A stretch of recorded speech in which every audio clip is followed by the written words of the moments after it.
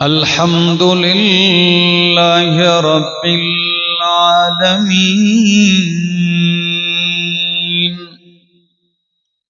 والعاقبة للمتقين والصلاة والسلام على أشرف الأنبياء وإمام المرسلين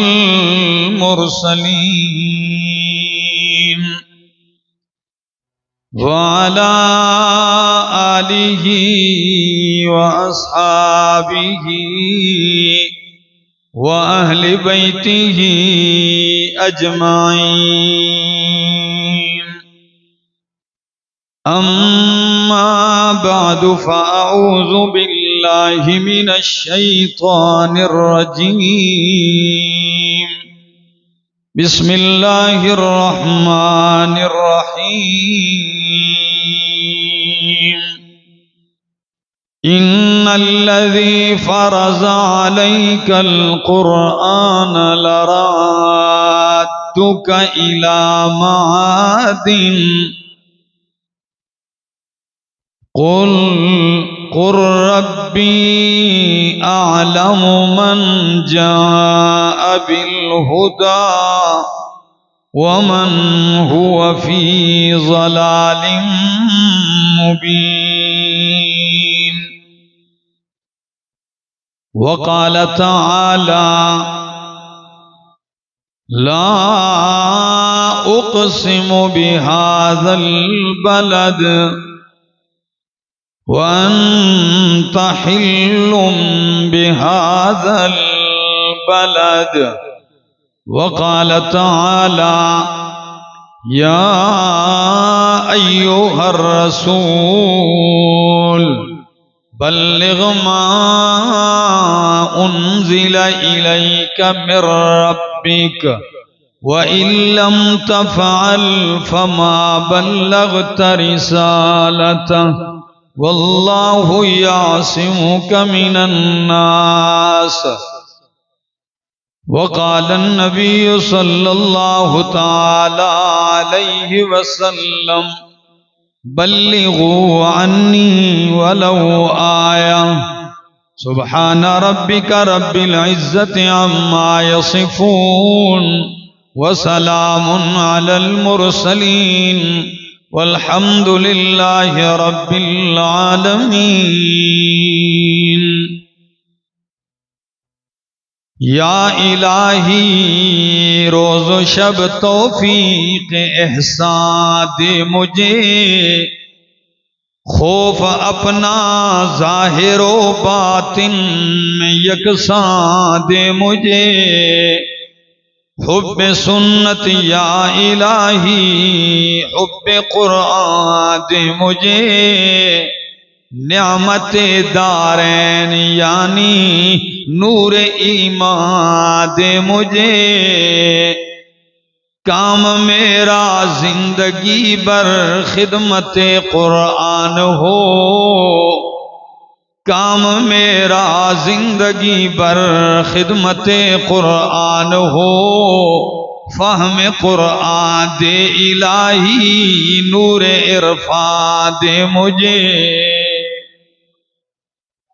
انتہائی قابل عزت، قابل احترام، ذی قدر و ذی وقار بزرگوں، بھائیوں، عزیزوں، نوجوان ساتھیوں، السلام علیکم۔ دربار الہی کے اندر التجا ہے کہ اللہ رب العزت مجھے 100% حق اور سچ کہہ سکنے، سمجھا سکنے کی توفیق نصیب فرمائے، اور بعد ازاں مجھے اور آپ سب کو عمل کی بھی توفیق نصیب فرمائے۔ رمضان المبارک جو روزوں کا اور قرآن کا مہینہ ہے،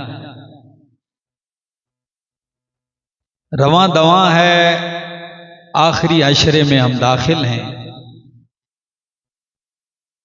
اور آخری عشرے کا بھی آدھا حصہ گزر چکا ہے۔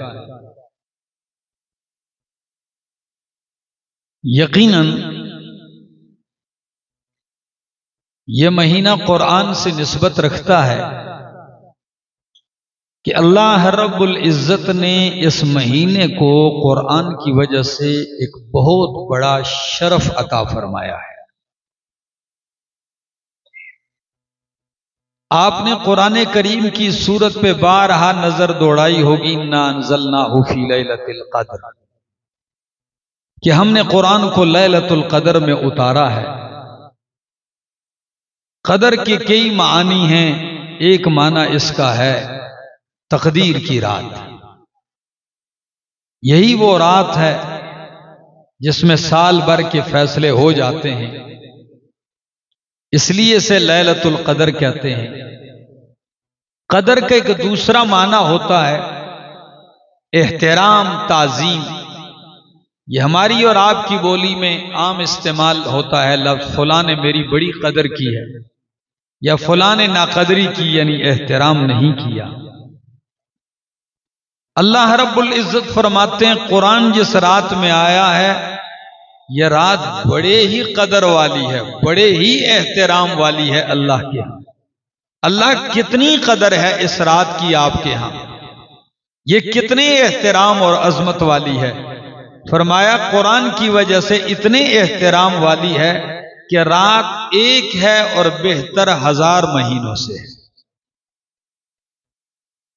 مجھے کبھی کبھی دکھ سے کہنا پڑتا ہے کہ جب شعبان کی 15ویں رات ہوتی ہے تو 3 دن پہلے سے میسج بھی چلنا شروع ہوتے ہیں فیس بک کے اوپر، موبائلوں کے اوپر۔ لوگ اس کو شب قدر بھی کہتے ہیں، کوئی شب برات کہتے ہیں۔ بڑا اہتمام ہوتا ہے، مسجدوں میں چلے جاتے ہیں، لیکن مجھے دکھ اس بات کا ہے کہ 15ویں شعبان کی رات کو نہ اللہ کا قرآن تمہیں حکم دیتا ہے کہ کوئی عبادت الگ سے مشروع ہو، نہ صاحب قرآن محمد الرسول اللہ صلی اللہ علیہ وسلم نے کوئی حکم اور آرڈر جاری کیا ہو کہ یہ 15ویں شعبان ہے تم ساری رات قیام کرو۔ یہ اللہ کے حضور نے فرمایا ہو کہ اس رات تقدیر کے فیصلے ہوتے ہیں۔ بات صرف اتنی تھی، سورہ دخان کی ایک آیت تھی کہ اللہ نے کہہ دیا انا انزلناہ فی لیلۃ مبارکہ، ہم نے قرآن کو مبارک رات میں اتارا۔ لوگوں نے اس مبارک رات کو اٹھا کے شب برات 15ویں شعبان کی رات بنا دیا، اور نام اس کو کیا دے دیا، ہماری بولی میں کیا کہتے ہیں، شب برات یا شب قدر بھی اس کو کہتے ہیں۔ یہ بالکل ترجمہ ہے اس لفظ کا انا انزلناہ فی لیلۃ القدر، کہ ہم نے قرآن کو شب قدر 15ویں شعبان نہیں، لیلۃ القدر جو رمضان کے آخری عشرے میں طاق رات ہے اس میں اتارا۔ اور قدر تقدیر کی رات یہ ہے، تو جن راتوں کو اللہ نے 1000 مہینوں سے افضل قرار دیا وہ راتیں تو میرے دوستوں کی شاپنگ مال میں گزرتی ہیں، مارکیٹ میں گزرتی ہیں، عید کی خرید و فروخت میں گزرتی ہیں۔ اور جس رات کا نہ قیام فرض ہے نہ دن کا روزہ کوئی لاگو کیا شریعت نے، اس رات کو کھڑے بھی ہوتے ہیں، دن کو روزہ بھی رکھ لیتے ہیں۔ کتنا خبیث ہے یہ شیطان، کس طرح ہمیں پٹڑی سے اتارتا ہے۔ تو خیر عرض کر رہا تھا کہ قدر کی رات، قیمت کی رات، احترام کی رات قرآن اترا ہے۔ اور اترا کس لیے؟ کبھی یہ غور کیا کس لیے اترا ہے کہ کالے پیلے نیلے غلافوں میں بالکل لپیٹ کے بچوں کی پہنچ سے دور رکھ دیں؟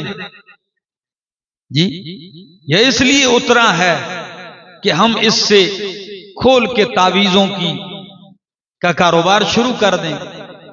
مزے کی بات ہے، گائے کے لیے بھی تعویذ لکھا جائے، دودھ نہیں دیتی بھینس اس کے لیے بھی تعویذ لکھا جائے۔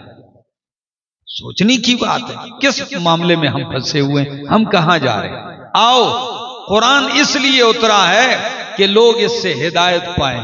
قرآن اس لیے اترا ہے کہ یہ لوگوں کو اس کا دین بتائے، ایمان بتائے، رب کی پہچان ہو، عقیدہ توحید سمجھ میں آئے۔ کیا آپ نے یہ آیت بار بار پڑھی؟ الف لام میم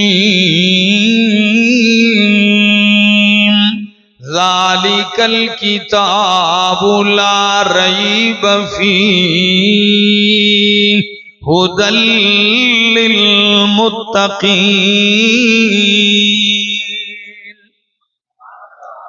اللہ فرماتے ہیں یہ بے عیب لا ریب، جس میں کوئی شک نہیں، یہ کتاب ہم نے اتاری ہے، اور اس لیے اتاری ہے کہ لوگ ہدایت پا جائیں، متقین راہ پا جائیں، تقوی کی منزلیں طے کرنے کا طریقہ سیکھ لیں۔ کبھی قرآن کہتا ہے شہر رمضان الذی انزل فیہ القرآن، رمضان کا مہینہ وہ ہے جس میں قرآن اتارا گیا ہے۔ کس لیے اتارا گیا ہے میرے اللہ؟ فرمایا ھدی للناس، لوگوں کی ہدایت کے لیے اتارا ہے۔ تو لوگ اس سے ہدایت کے بجائے صرف اس کو خالی تعویذوں کے لیے رکھ دیں، صرف اس کو عدالت میں زمین جائیداد کے جھگڑے میں قسم اٹھانے کے لیے رکھ دیں، صرف دلہن کے ہاتھ میں تھما کے رخصت کرنے کے لیے رکھ دیں، صرف جنازے کے ساتھ پیسوں کے بنڈل کے ساتھ قبرستان لے جانے کے لیے رکھ دیں، یا صرف جو ہے قبر کی تختیوں اور سنگ مرمر کے تختوں پہ لکھنے کے لیے رکھ دیں۔ نہ میرا دوست، قرآن اس لیے نہیں آیا، یہ میرے سامنے 11واں پارہ ہے، سورت کا نام سورت ہود ہے۔ اللہ کا قرآن کہتا ہے الف لام را کتاب احکمت آیاتہ، یہ شان والی عظمت والی کتاب ہے، اس کی آیتیں محکم کر دی گئی ہیں، مضبوط کر دی گئی ہیں، اتنی مضبوط کر دی گئی ہیں زمین ہل سکتی اپنی جگہ سے، آسمان اپنی جگہ چھوڑ سکتا ہے، اس کا کوئی فیصلہ غلط نہیں ہو سکتا۔ ایک معنی میرا دوست، احکمت اتنی مضبوط ہے کہ اس کی جڑیں ہلانے والے خود ہل گئے، اسے مٹانے والے خود مٹ گئے، اسے بدلنے والے خود مٹ گئے، لیکن قرآن کی کوئی آیت نہیں بدلی، قرآن کے ایک نقطے میں بھی فرق نہیں آیا۔ 14 صدیوں میں اسلام اور مسلمانوں پہ کون سی آفت نہیں آئی، کتنے حوادث گزرے ہیں، لیکن نور قرآن اسی طرح چمکتا رہا، کیونکہ اس کی حفاظت کا ذمہ دار کون ہے؟ اللہ ہے۔ فرمایا دوسرا معنی احکمت آیاتہ، او کائنات کے لوگوں، یہ ایسی کتاب ہے اس کی آیتوں کو حکمتوں سے بھر دیا گیا ہے۔ کس سے؟ حکمتوں سے بھر دیا گیا ہے۔ اتنی حکمتیں ہیں کہ اللہ کا قرآن سورہ یاسین کے آغاز میں کہتا ہے یاسین والقرآن الحکیم،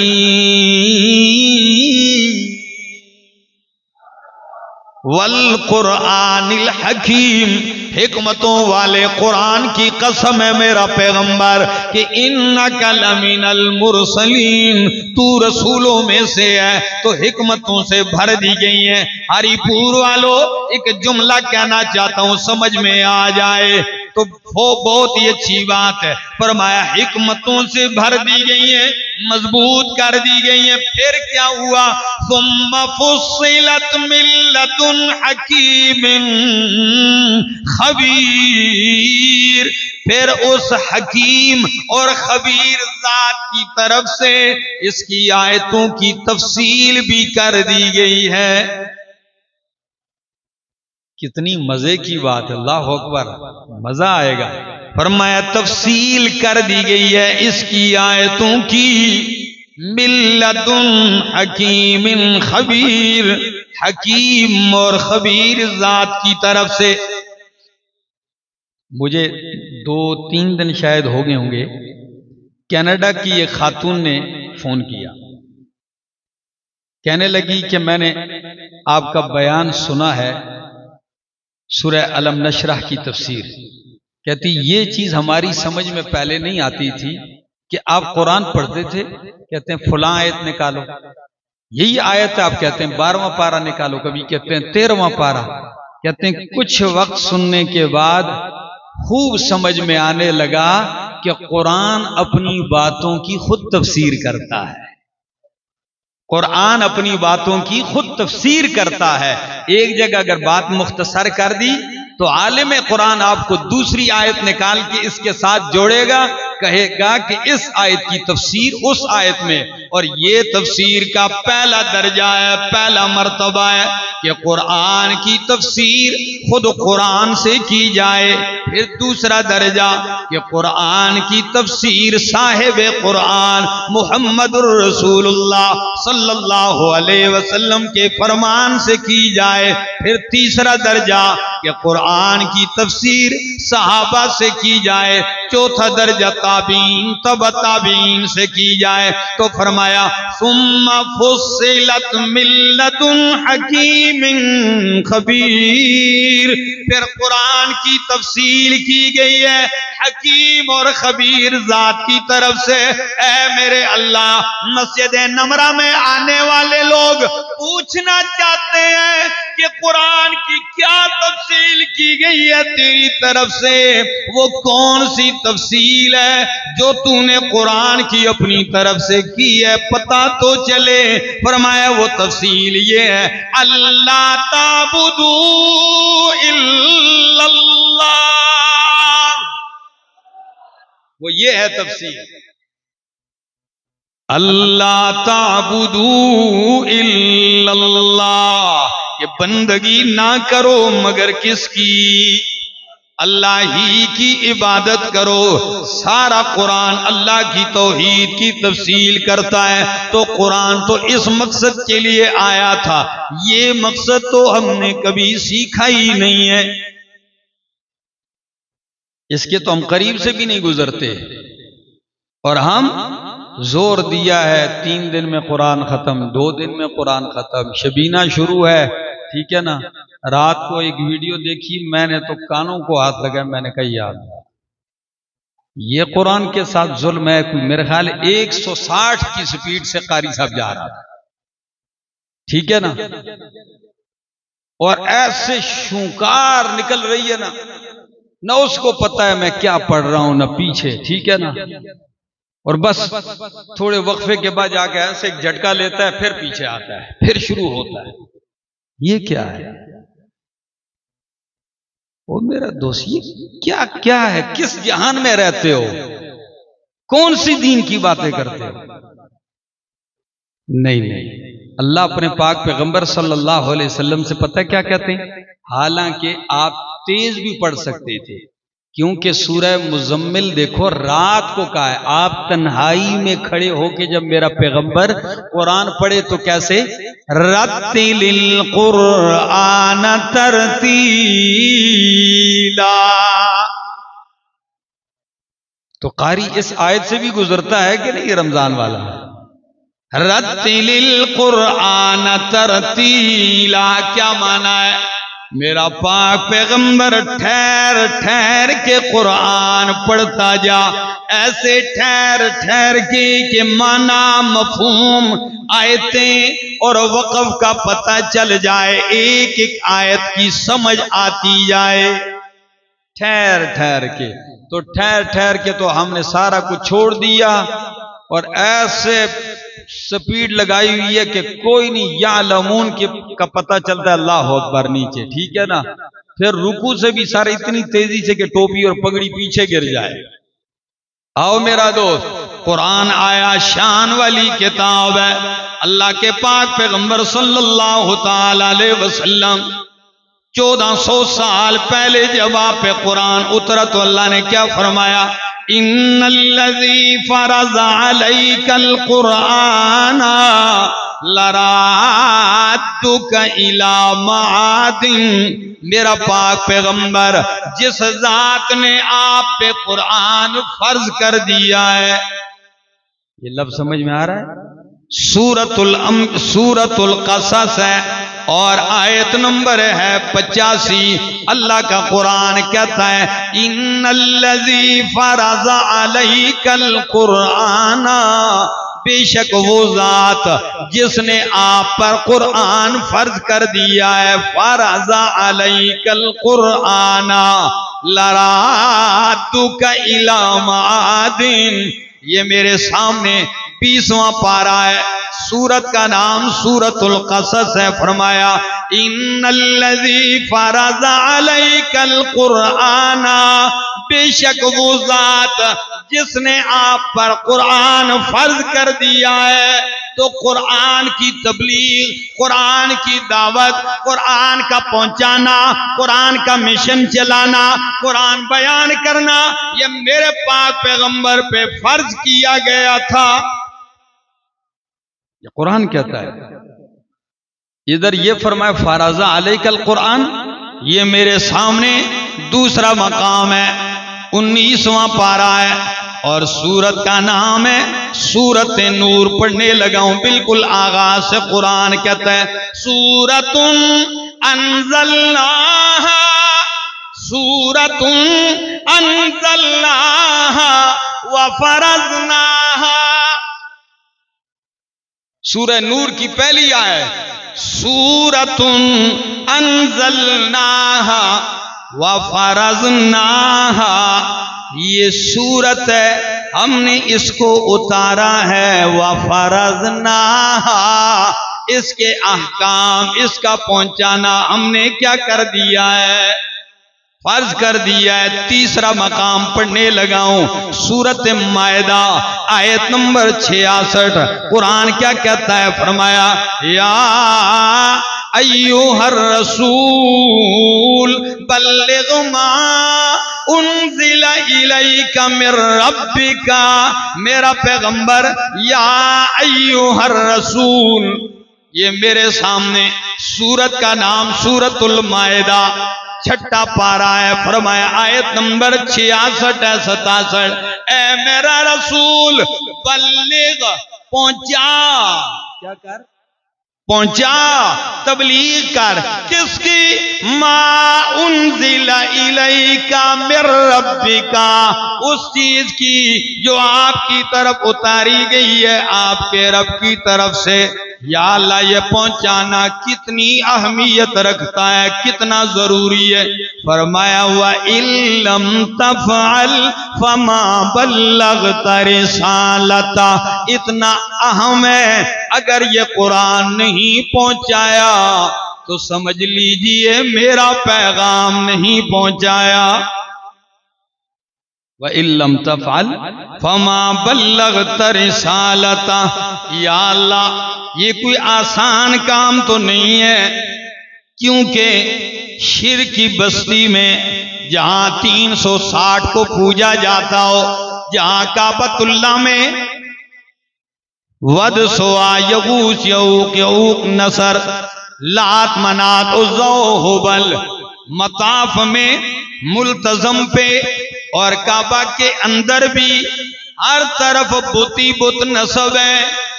شرک کے ایسے ماحول میں قرآنی توحید بیان کرنا، یہ تو جان کو خطرے میں ڈالنا ہے، جان کو موت کے منہ میں دینا ہے. فرمایا میرا پاک پیغمبر فکر نہ کر، موت و حیات کا مالک اللہ ہے، قرآن سنانا تیرا کام ہے. واللہ یعصمک من الناس، آپ کی حفاظت کرنا اللہ کا کام ہے. اللہ آپ کی حفاظت کرے گا، ضرورت پڑے گی تو ایسے کرے گا دنیا حیران رہ جائے گی. کیا ہجرت کی رات ہری پور والوں آپ نے نہیں سنی؟ چاروں طرف سے دائرہ لگا ہوا ہے، تلواریں نیاموں سے باہر ہیں اور ساری باتیں اللہ کے پیغمبر سن رہے ہیں کہ آج بچ کے نہیں نکلے گا، آج ہماری تلوار سے نہیں بچے گا. اس وقت جبریل کہتا ہے نکلیے. فرمائے جبریل اب نکلنے کا کہتے ہو؟ اب تو ساری طرف سے گھیرا ہے، بالکل دائرے میں ہے میرا گھر. فرمایا واللہ یعصمک من الناس، تیری حفاظت اللہ کرے گا، نکلیے اور ایسے نہیں اس انداز میں نکلیے۔ آپ کی زبان مقدس پہ یہ آیت جاری تھی، وَجَعَلْنَا مِن بَيْنِ أَيْدِيهِمْ سَدًّا وَمِن خَلْفِهِمْ سَدًّا فَأَغْشَيْنَاهُمْ فَهُمْ لَا يُبْصِرُونَ۔ یہ پڑھتے جا رہے ہیں، فرمایا میرا پیغمبر ایسے نہیں نکل کے جانا، ریت لے لے مٹھی میں، ان کے سروں پہ ڈال کے چلا جا خاک، تاکہ آپ کے جانے کے بعد یہ دیکھیں کہ یہ خاک کہاں سے آئی ہے۔ فرمایا واللہ یعصمک من الناس، ایسے حفاظت کرے گا، اور کبھی تو ایسے کرے گا کہ غار سور میں سارے کافر آئیں بائیں گھوم رہے ہیں، پاؤں بھی نظر آ رہے ہیں۔ رب بتانا چاہتا ہے کائنات میں سب سے کمزور ترین گھر مکڑی کا ہے، ایسا ہے، مکڑی کا ہے، مکڑی کا گھر مکڑے کے لیے کسی فائدے کا نہیں ہے، لیکن اللہ کرنے پہ آئے تو کائنات کی سب سے اونچی ہستی اپنے محمد کی حفاظت اسی جالے سے کر کے دکھا دے۔ فرمایا واللہ یعصمک من الناس، اللہ آپ کی حفاظت کرے گا۔ یہ ایک منظر نہیں، اور صرف آپ کو ایک اور مزے کی بات بتاؤں، جب نبی علیہ السلام کے خلاف یہ ماحول گرم تھا کہ آپ کے لیے سر عام نکلنا بھی مشکل ہے، ناممکن ہے، اس وقت اللہ نے یہ آیت اتار کے آپ کو ایک عجیب بات بتا دی۔ سورہ قصص یہ مکی صورت ہے، سورہ قصص مکی ہے۔ اس صورت میں فرمایا جس ذات نے آپ پہ قرآن کا پیغام، قرآن کی دعوت فرض کر دی ہے، لَرَادُّكَ إِلَى مَعَادٍ، صحیح بخاری، حضرت عبداللہ ابن عباس رضی اللہ تعالیٰ عنہ مانا کرتے ہیں کہ میرا پاک پیغمبر جس ذات نے آپ پر قرآن کی دعوت فرض کر دی ہے، وہی ذات آپ کو مکہ دوبارہ شان سے لائے گا۔ سوچ بھی نہیں سکتا تھا کوئی بندہ کہ جانے کے حالات کیا ہیں، اور اللہ کہتے ہیں لَرَادُّكَ إِلَىٰ معادن، آپ کو واپس اسی جگہ لے کے آئے گا، اور ایسے نہیں، حالات ہی کچھ عجیب ہوں گے۔ جانا تو آپ کا رات کے اندھیرے میں ہوگا، آنا دن کے اجالے میں ہوگا، جانا تنہا صدیق اکبر کے ساتھ ہوگا، اور آنا 10,000 کی قدوسی لشکر کے ساتھ ہوگا۔ زیادہ دیر نہیں لگے گی، زیادہ وقت نہیں لگے گا۔ لَرَادُّكَ إِلَىٰ مَعَادٍ، اور سورۃ البلد کی میں نے آیت خطبے میں پڑھی تھی، تقریباً سب کو آتی ہوگی۔ کیا معنی ہے؟ لا اقسم بهذا البلد وانت حل بهذا البلد ووالد وما ولد۔ میرا دوست، اگر آپ کو سمجھ میں آ جائے تو میری ساری محنت جگہ لگ جائے گی۔ ذرا غور کرنا، پہلی سورت سورہ قصص میں فرمایا قرآن کی دعوت فرض کی ہے جس نے، وہ واپس لٹائے گا، اور ادھر سورۃ البلد یہ بھی مکی سورت ہے، اور ایسے دور کی سورت ہے کہ سارا مکہ مخالفت پہ ہے، سارا مکہ خون کا پیاسا ہے۔ آئیے قرآن کیا کہتا ہے، لا اقسم بہذا البلد، اللہ فرماتے ہیں میں قسم کھاتا ہوں اس شہر کی۔ کون سا شہر ہے؟ نام کیا ہے اس شہر کا؟ مکے کے شہر کی۔ بولو کون سا شہر؟ اب ان جملوں پہ غور کرنا۔ فرمایا لا اقسم بہذا البلد، میں قسم اٹھاتا ہوں اس شہر مکہ کی، وانت حل بہذا البلد، اور تو اترنے والا اس شہر میں۔ حلن کا ایک معنی کہ میرا پیغمبر تو اترنے والا ہے، تو آیت کا مطلب کیا ہے؟ میرا پاک پیغمبر مکہ تو آپ کے آنے سے پہلے بھی تھا، کعبہ بھی اس میں تھا، زمزم کا پانی حجر اسود بھی اس میں پہلے تھا، لیکن پہلے میں نے اس شہر کی کبھی قسم نہیں اٹھائی ہے۔ اب قرآن میں قسم اس لیے اٹھا رہا ہوں کہ تیرے قدم لگ چکے ہیں۔ وَأَنْتَ حِلٌّ بِهَذَا الْبَلَدِ، تیرے آنے سے اس شہر کا مقام اونچا ہو گیا، تیری بعثت سے اس شہر کا مقام اونچا ہو چکا ہے، اور تیرے اعلان نبوت کرنے سے اس شہر کا مقام اونچا ہو چکا ہے۔ ایک تفسیر۔ دوسری تفسیر، فرمایا اس شہر کی قسم ہے میرا پیغمبر، یہ شہر گواہ ہے کہ تیرے لیے یہ شہر حلال ہونے والا ہے۔ انت حل، حل کس سے؟ حلال ہونے سے۔ یہ آپ کے لیے کیا ہونے والا ہے؟ حلال ہونے والا ہے۔ تو مکہ کا شہر وہ تو بلد حرام ہے۔ کیا نام ہے؟ بلد، اور مسجد کا نام مسجد حرام۔ تو پورا شہر حرام ہے۔ کیوں حرام کا؟ وہاں پہ گناہ حرام، قتل حرام، دشمن سے بھی بدلہ لینا حرام، وہاں کی گھاس کاٹنا بھی منع ہے، وہاں کے شکاری پرندے کو بھی مارنا حرام ہے، وہاں آپ اپنے دشمن پہ بھی ہاتھ نہیں اٹھا سکتے۔ فرمایا میرا پاک پیغمبر یہ حرام ہے، لیکن جلدی ایک دور آنے والا ہے کہ یہ آپ کے لیے حلال ہو جائے گا، لیکن اب لڑنا حرام ہے۔ جب مکہ فتح ہونے لگا تو اللہ نے صبح سے لے کر عصر تک کے وقت میں فرمایا میرا پیغمبر آپ کے لیے میں نے اتنے سے وقفے کے لیے حلال کر دیا، اگر کوئی مشرک مزاحمت کرے، لڑائی کرے تو تمہیں بھی اجازت ہے، کھل کے لڑ سکتے ہو، حلال ہوگا آپ کے لیے لڑنا، اور آپ کے بعد پھر حرام ہو جائے گا۔ تو ایک جملہ کہہ دوں،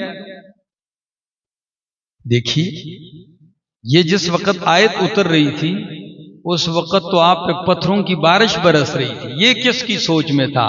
پیشن گوئی کر دی میرا پاک پیغمبر، جس میں آج آپ کو بولنے نہیں دیا جاتا، یہی کچھ عرصے کے بعد آپ کی چلے گی، اور جس شان سے آپ آئیں گے میری طرف سے اجازت ہوگی، اور فتح مکہ کے کچھ اوقات میں آپ کو اجازت ملی تھی، اور چھوٹی موٹی جھڑپیں بھی مشرکین کے ساتھ ہوئی تھی جنہوں نے مزاحمت کی تھی۔ تو پھر جب وہ غروب آفتاب ہو گیا، نبی علیہ السلام نے فرمایا یہ شہر اللہ نے پھر حرام کر دیا، اس میں لڑائی اور جنگ کو قیامت تک کے لیے۔ ایک دو تفسیریں، تیسری تفسیر سن لیجیے، فرمایا میرا پاک پیغمبر لا اقسم بہذا البلد، اس شہر کی قسم ہے، وانت حل بہذا البلد، کہ آپ کو حلال کر دیا گیا ہے اس شہر میں۔ اب آپ کہیں گے پیغمبر کو کیسے حلال کر دیا؟ فرمایا میرا پاک پیغمبر اس شہر میں مجرم کو بھی کچھ نہیں کہا جاتا، اس شہر میں درندوں کو بھی نہیں مارا جاتا، اس شہر میں حیوانات کو بھی قتل نہیں کیا جاتا، ظالم کو بھی کچھ نہیں کہا جاتا، لیکن ایک میرا پیغمبر تو ہے، تیرا جرم بھی کوئی نہیں سوائے قرآن کی تبلیغ کے، ان بدبختوں نے تیرا قتل حلال کر دیا ہے۔ انت حل بہذا البلد، یہ مکہ شہر گواہ ہے میرا پاک پیغمبر کہ جس شہر میں یہ حیوان کو بھی کچھ نہیں کہتے تھے، آج ادھر ہی میٹنگ جاری ہے کہ محمد عربی کو قتل کیسے کریں۔ قصور کیا ہے؟ جرم کیا ہے آپ کا؟ صرف یہی کہتے ہو کہ لوگوں الہ کون ہے؟ اللہ ہے، حاجت روا اللہ ہے، بیڑے پار اللہ لگاتا ہے، قرآن سناتے ہو۔ لیکن وہ وقت آیا کہ جب 8 ہجری ہے، ہجرت کا 8واں سال ہے، اللہ کے پاک پیغمبر صلی اللہ علیہ وسلم مدینہ منورہ سے چلتے ہیں، 10,000 صحابہ کی معیت میں ہیں، 10,000 صحابہ کی معیت میں۔ تو راستے میں ابھی آپ مکہ پہنچے نہیں، حضرت ابو سفیان رضی اللہ تعالیٰ عنہ ایمان لاتے ہیں۔ نبی علیہ السلام کے چچا ہیں نا حضرت عباس رضی اللہ تعالیٰ، کہنے لگے یا رسول اللہ صلی اللہ علیہ وسلم، آپ کے سسر ہیں، قوم کی لیڈر رہے ہیں، تو مکہ فتح ہو رہا ہے، کوئی اعزاز تو ان کو ملنا چاہیے۔